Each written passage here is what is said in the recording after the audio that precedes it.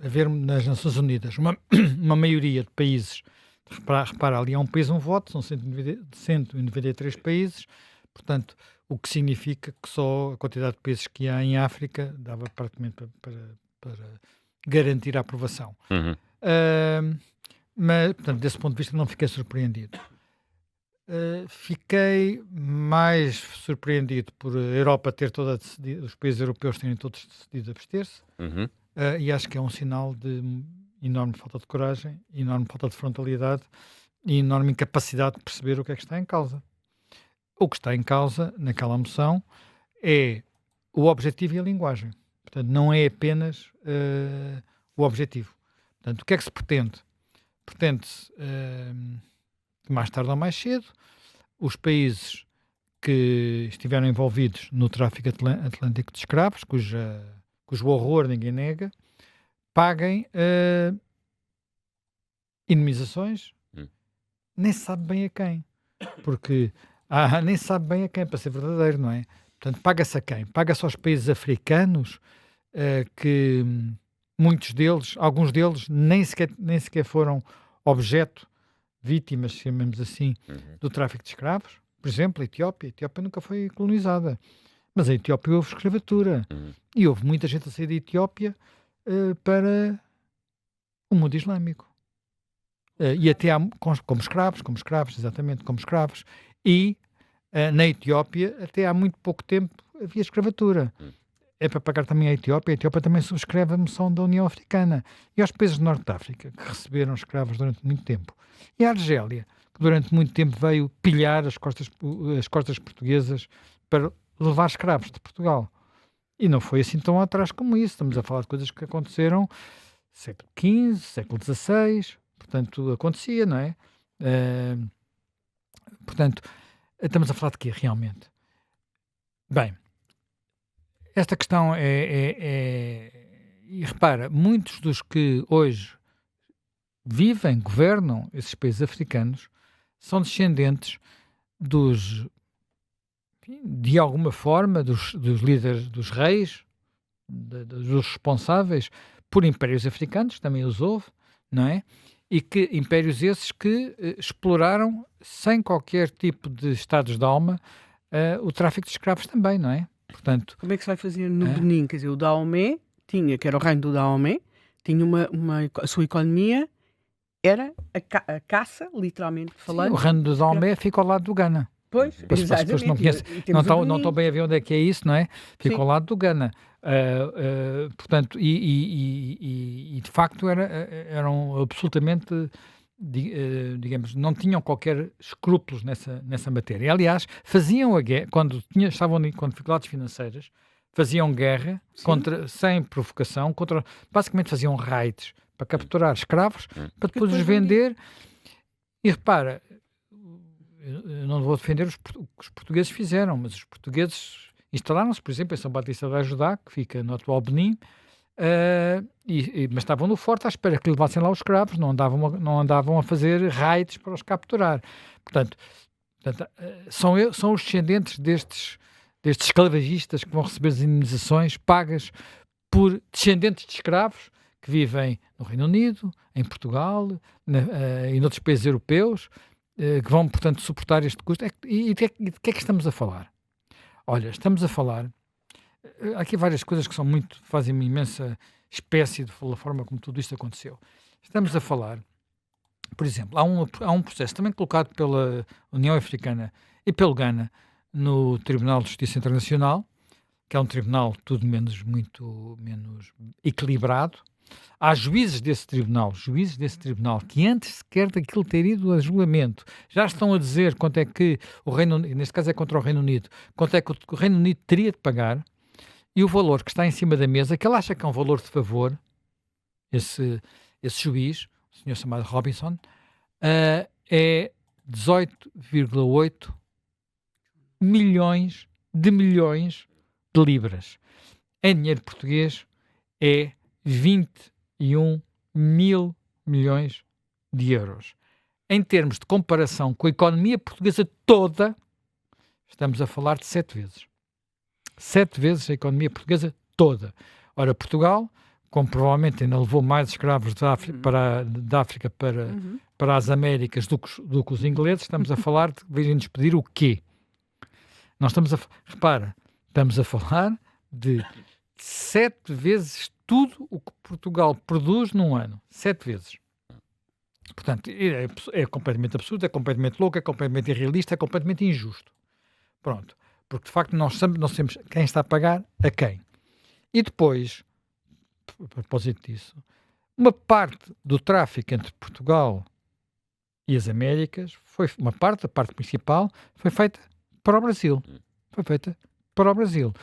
E depois de Portugal ter saído do Brasil, portanto, 1822, salvo erro, ou 21, durante mais 60 anos, 50, 60 anos, os brasileiros continuaram a ir buscar escravos à África.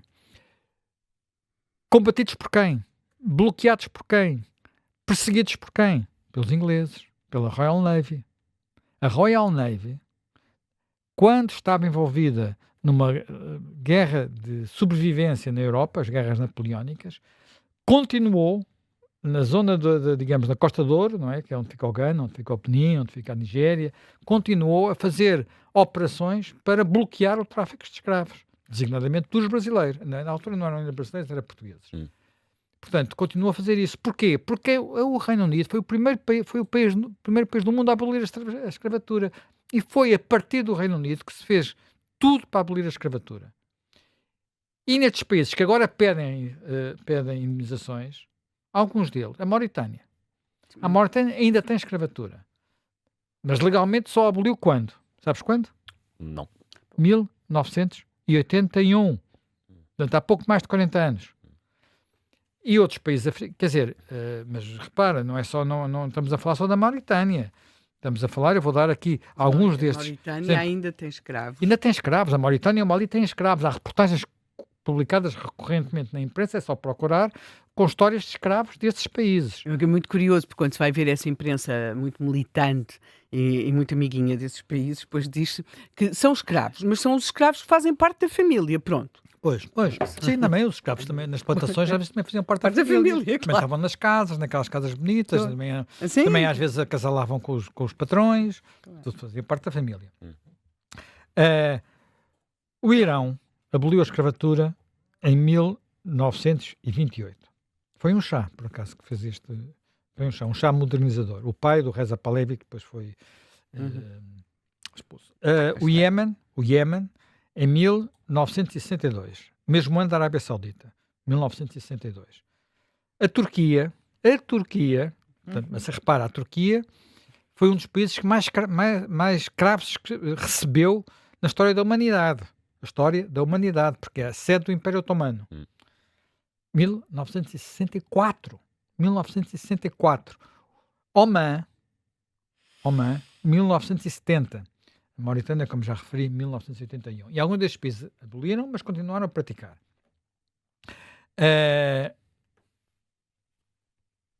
No tempo em que na América se travou uma guerra civil para acabar com a escravatura, portanto, 1861, enfim, durou mais anos, estima-se que havia mais escravos no mundo árabe, no mundo muçulmano. O mundo muçulmano é mais que o mundo árabe. O mundo muçulmano, os otomanos não são árabes, o mundo muçulmano do que na Confederação, portanto, nos Estados que tinham cindido com os Estados Unidos, levou à Guerra Civil, mais Cuba e o Brasil. Portanto, estamos a falar disto. Mas, quando falamos de tráfico de escravos a partir de África, só a partir de África, porque a escravatura existe desde que há humanidade. Infelizmente foi assim. Só muito recentemente e digamos, inicialmente por iniciativa dos britânicos, honra-lhes seja feita, é que começou a ser abolida, e começou a ser abolida primeiro nos países que agora são culpados, entre aspas, portanto, mas no que diz respeito à escravatura, a partir de África, houve 2 tráficos imensos. O transatlântico, que terá, enfim, mobilizado, a estimativa é que dará entre 11, 12, 14, vá lá no máximo, milhões de escravos. e o tráfico transsaariano, e não só transsaariano, também transíndico, em direção, sobretudo, aos países muçulmanos, mas também à Índia. Aqui estamos a falar de uma estimativa, aqui é mais difícil ter números, porque isto durou mais séculos, mas estamos provavelmente a falar de algo como entre 11, que é o mesmo número base dos outros, e 17 milhões. Há aqui discussões entre os historiadores. Estamos a falar, em termos de ordem de grandeza, de algo semelhante. Em termos de intensidade, é de facto uma intensidade menor, por uma razão simples, porque durou mais séculos. Começou logo que Maomé instalou o seu império, o Império Islâmico, portanto, século VII, VIII, e durou até mais recentemente, se é que não durou até agora, não é? Portanto, durou mais anos. Mas estamos a falar de valores, em termos de volume, algo semelhante. E perguntar-me, mas então porquê é que não se fala disso? Bem, não se fala disso por duas razões. Primeiro, porque é um fenómeno, ou por três razões, se quiseres. É um fenómeno pior estudado. Foi publicado no ano passado num livro, no Reino Unido, chamado... espera aí que já dou o nome do livro. Cativos e Companheiros, Captives and Companions, que traça um bom retrato do que foi esse tráfico. E diz precisamente, fala-se pouco, porque este tema nem sequer é estudado nos países que receberam os escravos. Primeiro aspecto. Segundo aspecto, porque há a famosa culpa ocidental. Nós achamos que a culpa do homem branco ocidental explica tudo na história da humanidade. E, finalmente, há outro aspecto muito importante.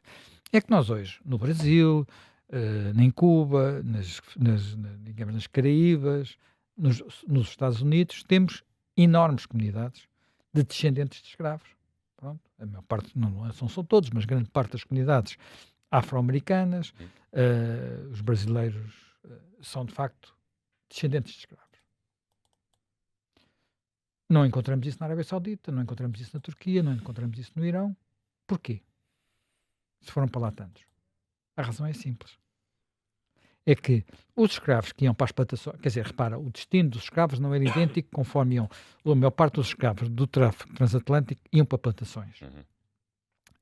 Os escravos do tráfico transsaariano tinham destinos variados. Por exemplo, muitos dos homens iam para os exércitos. Eram castrados, portanto, e depois faziam, por exemplo, no caso do Império Otomano, a tropa de elite, os janícios. Só um homem castrado não pode ter filhos, não é? E no ato de castração podiam chegar a morrer 90%. Repara, no tráfico transatlântico morriam 15%. Uma brutalidade, uma coisa horrível. No ato de castração morria 90%. E as mulheres, iam muitas, provavelmente até mais mulheres do que homens, para o mundo muçulmano, era para serem escravas nos haréns. Escravos, quer dizer, para haréns não são escravas. Portanto, não há descendentes. Ou melhor, os descendentes que porventura existam, dissolveram-se. Portanto, não constituíam família, ao contrário dos escravos que iam para as Américas, onde a própria lógica económica indicava que era bom que tivessem família, porque a seguir, portanto, a força de trabalho mantinha-se, não é? Portanto, ao contrário, e é por isso também por isso que se fala menos deste assunto. Mas o assunto não era menos dramático. E aí chegamos a outro ponto, que é um ponto que eu acho absolutamente incrível naquela moção aprovada nas Nações Unidas. A moção aprovada nas Nações Unidas considera este crime como a humanidade como o maior crime de sempre contra a humanidade. Bem, primeiro que tudo, se vamos falar de escravatura, houve muitos crimes igualmente graves e durante um período que vai desde o início da humanidade, praticamente, até à atualidade, porque ainda continua a haver hoje. Portanto, não há razão para destacar aquele, a não ser que seja com o argumento surreal, absolutamente surreal, que costuma ser utilizado, que dizem que o regime mais criminoso da história da humanidade, que é o capitalismo, só surgiu por causa da escravatura. Há este argumento. Não teria havido revolução industrial se não tivesse havido escravatura. O que é um bocadinho extraordinário, porque a revolução industrial aconteceu no país que acabou com a escravatura. E onde houve atraso foi nos países que mantiveram a escravatura. Portanto, este argumento é estúpido, pura e simplesmente estúpido, além de ser sectário, além de ser ideológico, além de ser sempre o costume, sempre a culpa é do capitalismo. Quando é exatamente o contrário. Exatamente o contrário. Bem, para além disto, nós temos ainda que olhar um pouco para... Quer dizer, não se podem hierarquizar crimes contra a humanidade. Não se podem, por definição. Mas vamos hierarquizar qual é o critério. A intensidade do crime? O tempo em que se provocam as mortes ou se geram as vítimas? Bem, nesse caso, temos que falar Mao Tse-tung. Grande fome. Há dois grandes momentos de extermínio com Mao Tse-tung. O grande salto em frente e a Revolução Cultural. As estimativas por baixo falam em 40 milhões de mortos. 40 milhões de... Repara, no caso da escravatura, estamos a falar de vítimas, não estamos a falar de mortos. Aqui estamos a falar de mortos. Ponto final, parágrafo. Mas podemos ir para o Camboja. Bem, podemos ir para a África. Atual, para a África. Não é preciso ir para trás, já que em África estamos neste momento com este tema em cima da mesa. Ora bem, só para teres uma ideia,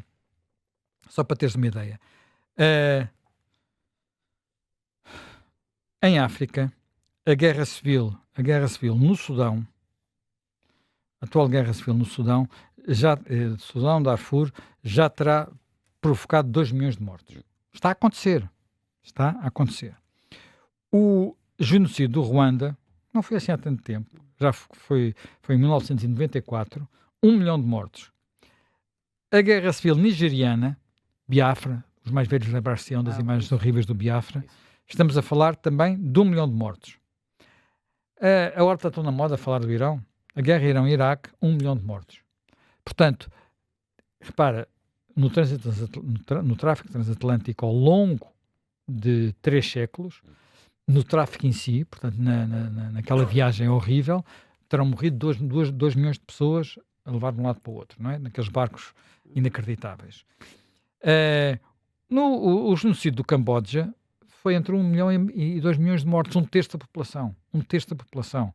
Tudo coisas recentes, tudo coisas que nós podíamos dizer assim, temos que indemnizar essas vítimas, porque os descendentes estão vivos. Os descendentes diretos estão vivos. Os pobres às vezes estão vivos.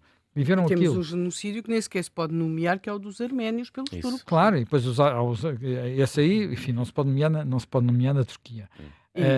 Mas quer dizer, se numa reunião internacional referes esse genocídio... Podíamos continuar, quer dizer, a quantidade de catástrofes, por exemplo, na China não tem fim. Há claramente Mao Tse-tung, mas, por exemplo, no século XIX a revolta de Taiping provocou 20 a 30 milhões de mortos, há guerras... E depois há uma coisa, por exemplo, que é assim, que tal falar dos mongóis? Os mongóis... Enfim, aqui podemos discutir sobre se é mesmo assim. Os mongóis, a invasão mongol terá, sobretudo na China que houve mais vítimas, portanto que eles também não vieram só para a Europa, terá provocado muitas vítimas, mas estamos a falar de dezenas de milhões. Sim. E depois houve outra, foi Tamerlão. Bem, Tamerlão, tinha só 2 histórias de Tamerlão, para as pessoas terem ideia. Só 2 histórias de Tamerlão. Tamerlão... Zé, são 10h36. Tá bem, vê lá o que é que vais contar. É muito rápido. Não é isso. Tu vê lá o que é que vais contar. Bem, há uma coisa que acho que as pessoas podem ouvir. Não tem a ver com o tempo. Bem, o Tamerlão, para intimidar os seus adversários, fazia pirâmides de caveiras. Matava as pessoas e depois empilhava em pirâmides para os verem. E quando conquistou a Índia, às portas de Delhi, ele tinha já derrotado vários exércitos e levava consigo 100 mil prisioneiros civis. 100 mil prisioneiros. Quando ia cercar Delhi, disse, eu estou com aqueles 100 mil prisioneiros, eles ainda se revoltam, vou resolver o problema, matou-os todos. Tamerlão. Tamerlão era um uzbeque, e hoje em dia a gente pode ir ao Uzbequistão, tem coisas maravilhosas, aquilo que ele deixou de monumentos em Samarcanda é deslumbrante. Na sede do Uzbequistão, que é Tashkent, na sede, quando dizes a capital. Há um museu e estátuas por todo lado. Eles construíram em parte a sua identidade nacional pós-soviética em torno desta figura que deixou milhões de mortos, que incendiou Bagdá. Portanto, quando falamos de crimes contra a humanidade, vamos ter mais calma. porque nós podemos ir sei lá, ao que os romanos fizeram em Cartago, em Corinto, por exemplo. Nunca acaba, são horrores em cima de horrores. Portanto, dizer de repente que aquele horror é o horror dos horrores também não faz sentido. E desse ponto de vista, a Europa não ter dito isto não aceitamos, isto não. A gente pode conversar, pode.